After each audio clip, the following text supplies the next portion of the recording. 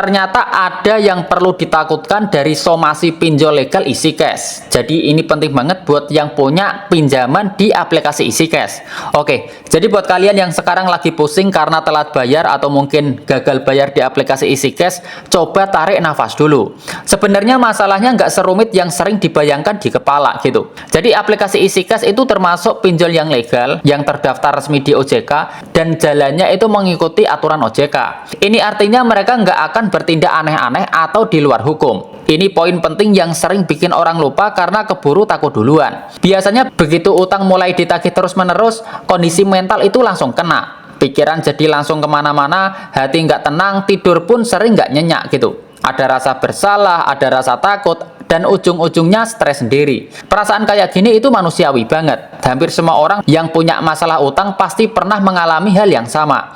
Jadi kalau kamu lagi ngerasa kacau, itu bukan berarti kamu lemah, tapi memang lagi ada di fase berat aja. Nah, rasa bersalah ini sering jadi bahan bakar utama ketakutan. Begitu ada pesan bernada ancaman atau somasi, pikiran langsung mikir yang aneh-aneh. Takut dipenjara, takut berurusan sama polisi, takut masa depan hancur, dan lain-lain. Padahal kalau ditarik ke realita hukum, urusan pinjol legal seperti EasyCash itu masuknya ke ranah perdata, bukan di ranah pidana.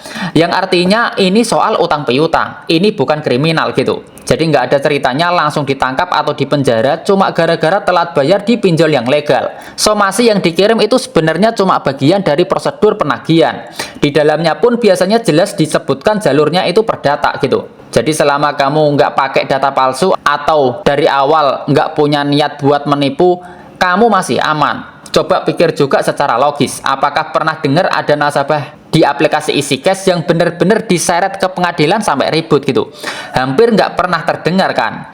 Bukan karena nggak bisa, tapi karena proses hukum itu sangat panjang, proses hukum itu sangat ribet, dan tentunya butuh biaya besar. Sementara nominal utangnya sendiri seringkali nggak sebanding dengan usaha yang harus dikeluarkan gitu. Terus apa yang sebaiknya dilakukan kalau dapat tekanan atau somasi?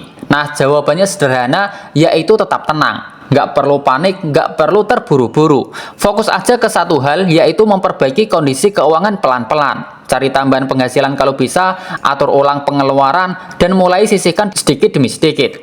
Nggak harus langsung lunas, yang penting ada progres. Selanjutnya, jangan biarkan tekanan utang bikin hidup kamu jadi berhenti. Tetap jalani aktivitas seperti biasa, kejar peluang, dan jaga kesehatan mental. Yang nggak kalah penting adalah perbanyak doa dan juga ibadah. Karena kadang bantuan datang dari arah yang nggak kita sangka.